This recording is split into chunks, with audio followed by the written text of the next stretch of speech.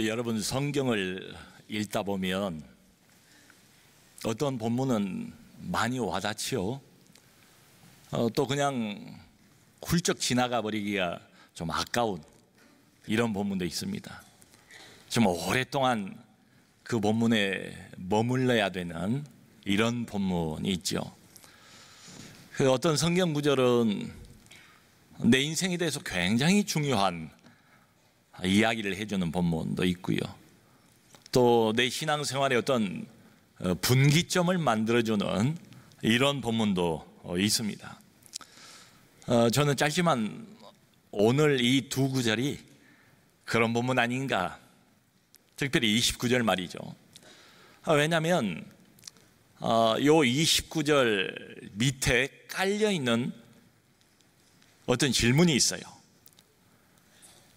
우리를 향해 던지는 커다란 화두가 있습니다. 진정한 인생의 성공이 과연 뭔가? 인생의 형통이라는 게 과연 무엇인가? 이 질문을 던지고 있다고 생각을 해요. 오늘 우리는 하나의 선명한 그림을 보고 있는 것과 같습니다. 장소는 가이사랴의 법정입니다. 그런데 이 그림 안에 매우 대조가 되는 두 부류의 사람들이 등장을 해요. 첫 번째는 세상에서 가장 성공한 사람들 그림에 등장을 합니다. 로마 총독인 베스도, 유대의 왕인 아그리파, 그리고 또 이렇게 말해도 과언이 아닐 것 같아요. 당대의 사교계의 여왕이요, 당대의 최고의 패션 스타라고 불러도 괜찮을 것 같은 버니게라는 이 여자, 그리고 가이사랴에 한다 하는 모든 고관 대작들이 죄다 한 자리에 모여 있어요. 그게 그림의 한쪽입니다. 그야말로 성공하고 출세한 사람들입니다. 이미 인생의 정상에 우뚝 서 있는 이런 사람들입니다. 돈도 명예도 권력도 다 가지고 있는 사람들이에요. 세상 모든 사람들이 다 추구하는 것들을 이미 소유하고 있는 이런 사람들, 인생의 승리자들, 소위 인생의 위너들. 형통이라는 단어가 어울릴 수 있다면 바로 이런 사람들에게 가장 어울리지 않을까 싶은 그런 사람들입니다. 자, 그런데 또 그림의 다른 한쪽 배에는 한 사람이 서 있습니다. 쇠사슬에 채워져 있는 바로 바울입니다. 2년 동안 옥살이를 하고 난 이후입니다. 몸은 이미 쇠약해져 있고, 몰골은 여러분 어떻게 했어요? 2년 동안 감옥살이를 하고 난 뒤에 몰골이니까 초라할 대로 초라하고 초췌해지지 않았겠습니까? 아무것도 가진 것이 없는 그런 사람입니다. 돈도 없고 명예도 없고 권력도 없어요. 자기 스스로 이런 것을 가지지 못했다면 연줄이라도 있어야 되고 빽이라도 있어야 하는데 그런 것도 없는 사람이에요. 지금 그래서 언제 풀려날지 기약도 없어요. 한마디로 인생 밑바닥인 이런 사람, 인생의 루저, 실패자인 이런 사람. 그러니까 참 이 그림이 흥미로워 보여요. 겉으로 보면 인생의 성공자와 실패자가 함께 모여있는, 한 자리에 모여있는 이런 장면입니다. 자, 여러분, 그런데요, 이 장면을 그냥 겉으로만 봐서는 안 돼요. 그러다가는 자칫 이 그림에 대한 해석을 잘못할 수가 있습니다. 특별히 여기 29절에 나와 있는 바울의 한마디가 결정적이에요. 나와 같이 되기를.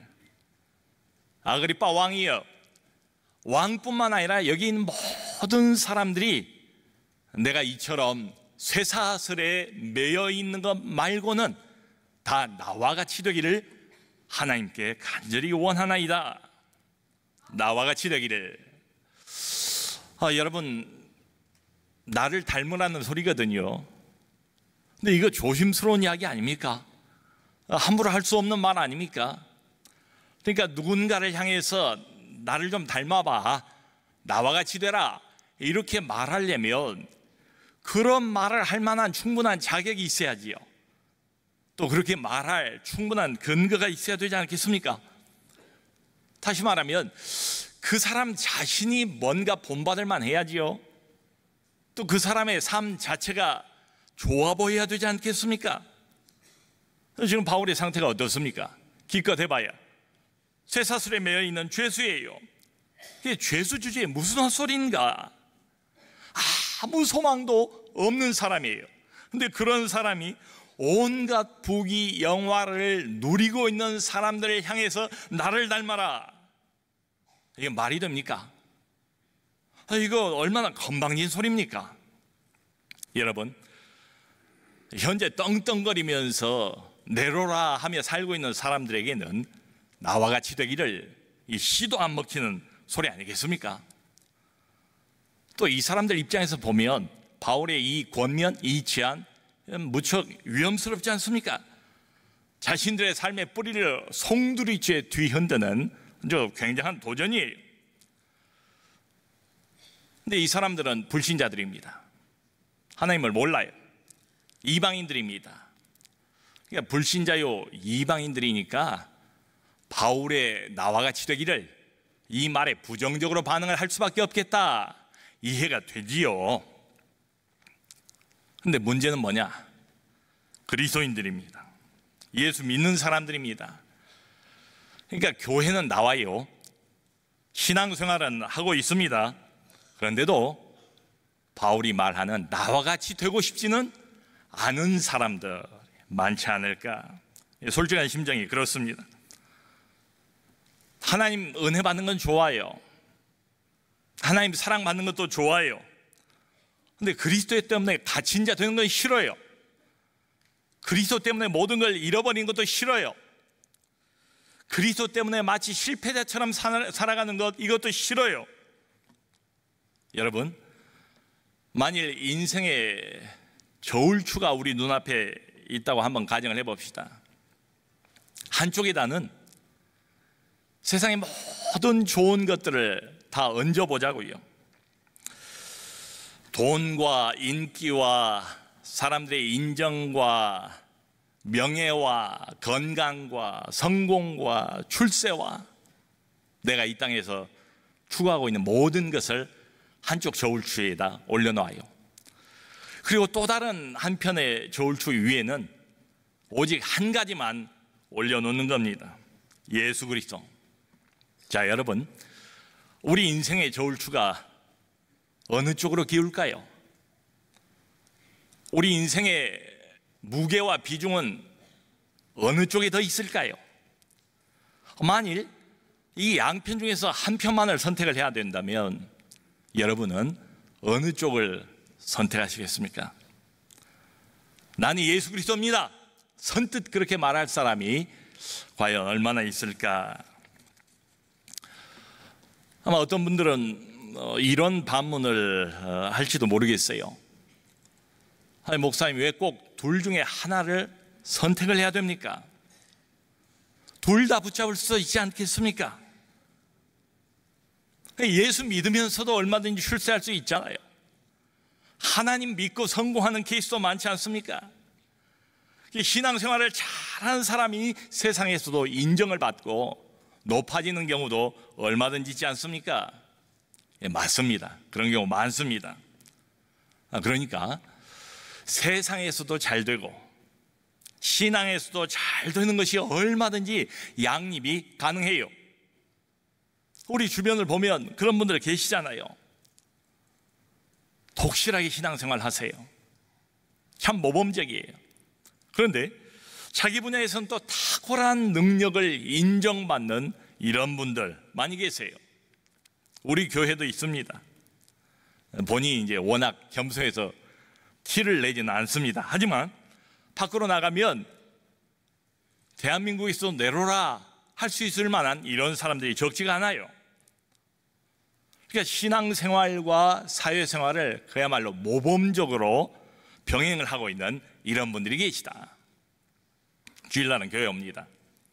아침부터 낮은 곳으로 내려가셔서 열심히 봉사를 합니다. 섬겨주세요. 근데 당장 월요일 날이 되면 어느 업체의 대표, 사장, 존경받는 교수님, 이런 분들이죠. 여러분, 신앙생활과 이 세상에서의 삶, 이걸 조화롭게 영위를 하는 많은 예들이 성경에도 나와 있습니다. 우리는 아브라함을 믿음의 조상이라고 부르지 않습니까? 믿음의 관점에서 보면 그래요.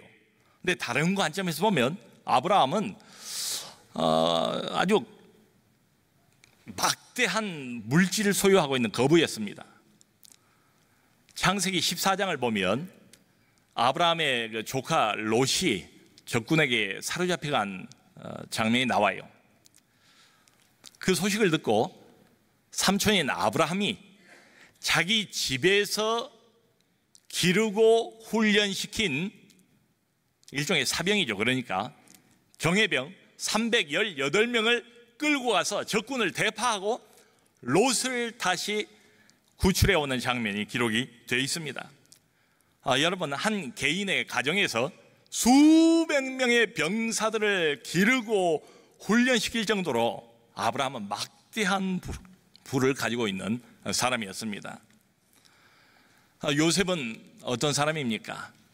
당대 최고의 강국이었던 애굽의 국무총리 자리까지 올라간 사람 아닙니까? 다윗은 동일 이스라엘 왕국의 왕이었던 사람이었습니다. 그 아들인 솔로몬은 세상의 모든 부귀와 영화를 다 누려봤던 이런 사람 아닙니까? 여러분, 하나님이 그런 자리를 주세요. 그런 포지션을 주세요. 재물도 주시고 명예도 주시고 권세도 다 주셨어요. 자, 그런데 우리가 꼭 기억할 것은 이것입니다. 이 모든 것은 신앙생활의 결과이지 목표가 아니다. 여러분, 신앙생활도 본질이 있습니다. 핵심이 있어요. 이걸 놓쳐버리면 많이 어려워집니다. 신앙생활이 이렇게 자리를 못 잡으면 자꾸 방황하게 돼요. 신앙의 핵심은 뭐냐? 본질은 뭐냐? 이 세상을 누리는 게 아니에요. 하나님을 누리는 것, 하나님 자신을 누리는 것, 이게 바로 신앙의 본질입니다. 성경은 이것을 진짜 형통으로, 진정한 영적인 성공으로 우리에게 소개를 해줍니다. 엊그제 금요일 날 세 분의 간증을 들었습니다. 이번에 예수마당에서 열심히 봉사하고 섬겨주신 세 분이에요.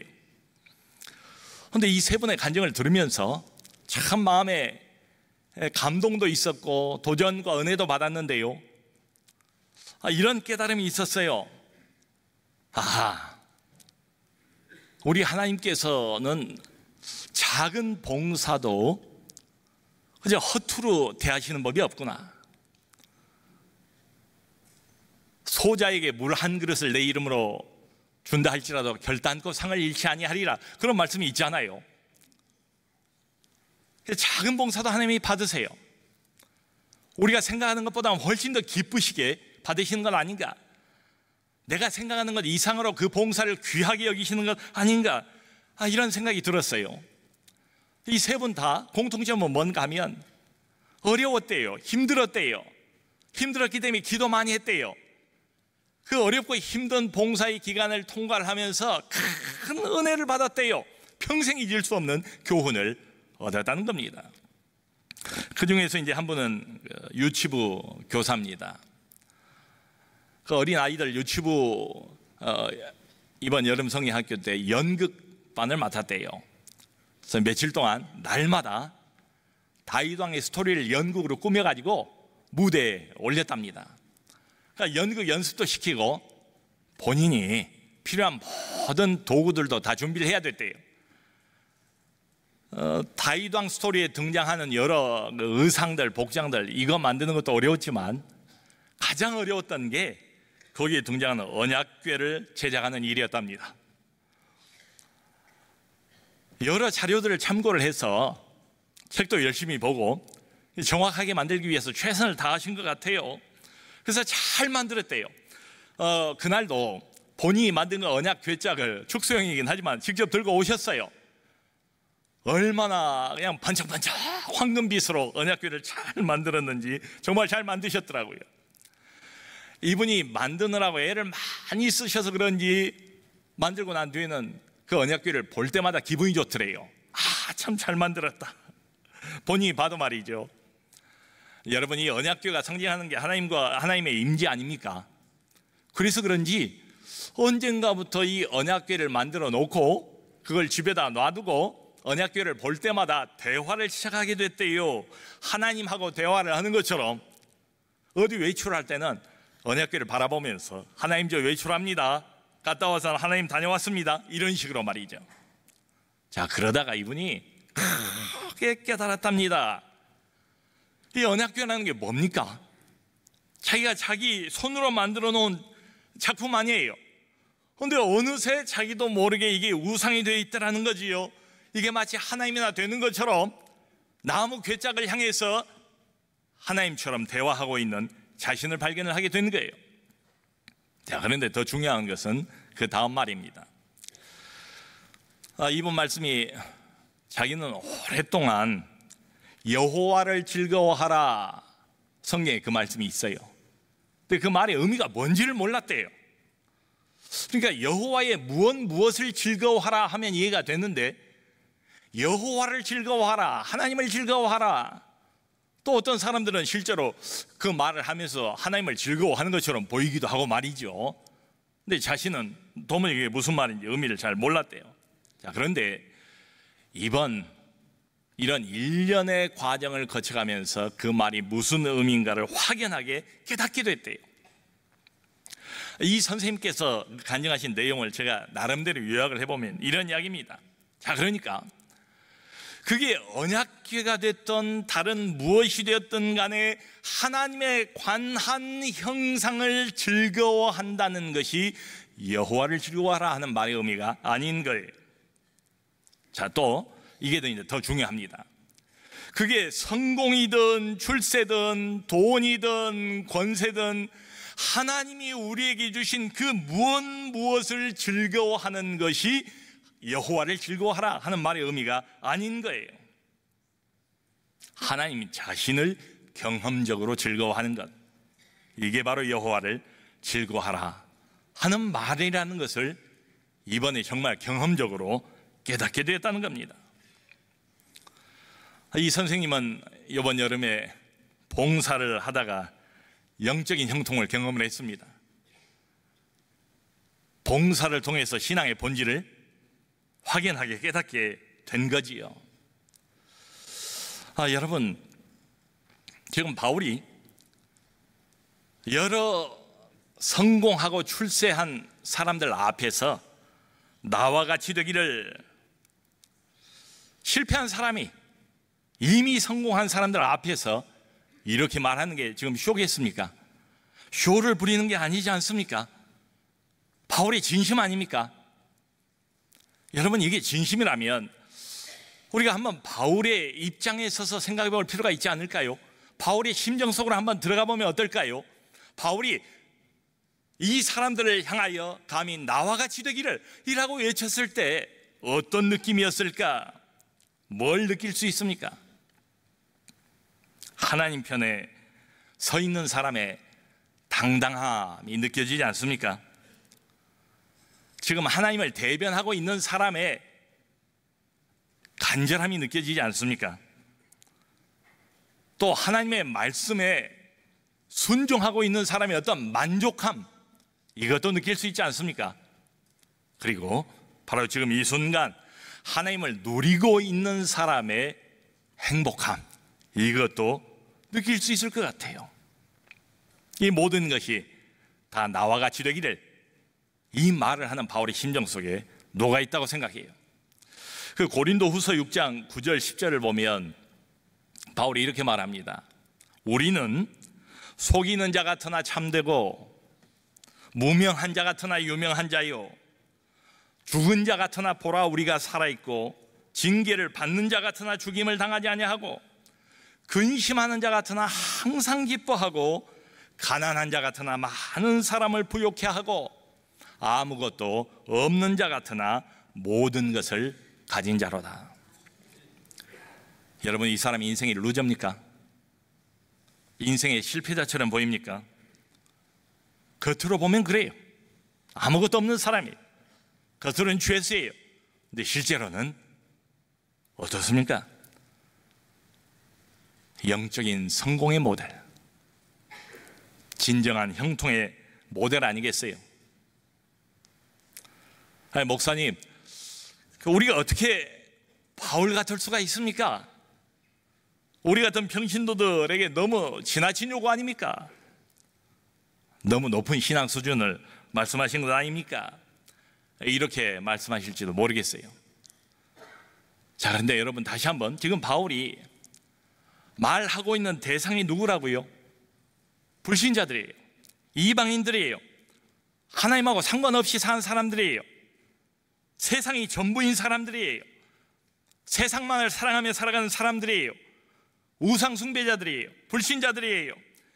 이런 사람들에게 나와 같이 되라 라고 말을 했다면, 이미 하나님을 알고 하나님의 자녀가 되고 그리스도인이 된 우리에게 이건 얼마나 강력한 외침이 되겠는가. 사랑하는 성도 여러분, 우리는 그걸 믿습니다. 하나님이 우리 인생의 주인인 걸 믿고요, 우리에게 필요한 모든 것을 공급해 주시는 분이 살아계신 하나님이신 것을 믿습니다. 공중에 나는 새 한 마리도 먹이시고 들판에 꽃 한 송이도 아름답게 입히시거든 하물며 너희일까 보냐. 우리를 향한 아버지의 지극한 사랑과 관심을 우리는 믿습니다. 맞아요. 하나님이 우리가 이 땅을 살아가면서 필요로 하는 모든 것들을 다 공급하세요. 유일한 공급원이 바로 하나님이세요. 자, 하나님이 다 주십니다. 그런데 그 다음 말이 중요해요. 안 주실 수도 있습니다. 안 주실 수도 있어요. 예수를 믿고 난 뒤에도 얼마든지 가난하게 살고요, 하나님을 성실하게 따른다고 따르면서도 실패한 사람도 많고요, 신앙생활 열심히 하는데도 병이 들어서 오랫동안 고생하는 사람들 많습니다. 그게 현실 아닙니까? 우리 주변에 그런 사람들 많지 않습니까? 그러니까 신앙생활은 제대로 하는 것 같은데 세상의 형통이나 세상의 성공과는 거리가 멀어도 한참 먼 것처럼 보이는 사람들이 많이 있지요. 여러분, 종종 많은 사람들이 그런 것 같아요. 내가 생각하는 신앙생활하고 성경이 말하고 있는 신앙생활 사이에 뭔가 큰 갭이 있는 것처럼 이렇게 느낍니다. 잘 맞질 않아요. 왜 그런가? 왜 하나님께서 이런 어려움들을 우리에게 허락하시는가? 이유가 있습니다. 목표가 달라요. 우리의 목표와 하나님의 우리를 향하신 목표가 다릅니다. 우리의 목표는 이 세상에서의 성공이고 출세고 이 땅에서의 윤택함일 거예요. 근데 하나님의 목표는 달라요. 우리를 향하신 하나님의 목표는 이 땅의 것이 아닙니다. 하늘의 것이에요. 시종일관 성경이 그렇게 말해요. 하나님께서 우리가 누리기를 바라시는 것은 이 세상의 부요함이 아니래요. 그리스도 안에 있는 부요함이래요. 그리스도 안에 있는 충만함이래요. 결국은 그렇게 해서 어떤 환경에서도 바울처럼 그리스도를 가졌기 때문에 모든 것을 가진 자로다, 이 고백을 얻어내고 싶으신 거래요. 나와 같이 되기를. 가진 건 없지만, 손에 쥔 건 없지만, 더 이상 세상에서 성공한 사람이나 출세한 사람을 부러워하지 않는 그런 사람, 그런 사람들 앞에서 주눅들지 않는 사람, 있으면 있는 대로 그것을 하나님 영광을 위해서 사용하고 없으면 없는 대로 여전히 하나님께 감사할 수 있는 그런 사람으로 만드시는 게 하나님의 목표래요. 인생의 목표가 달라져 버리고 인생의 기준이 완전히 달라져 버린 이런 진정한 성공, 진정한 영적인 형통을 향유하는, 하나님을 누리는 이런 사람들 다 되시기를 주님의 이름으로 축원합니다.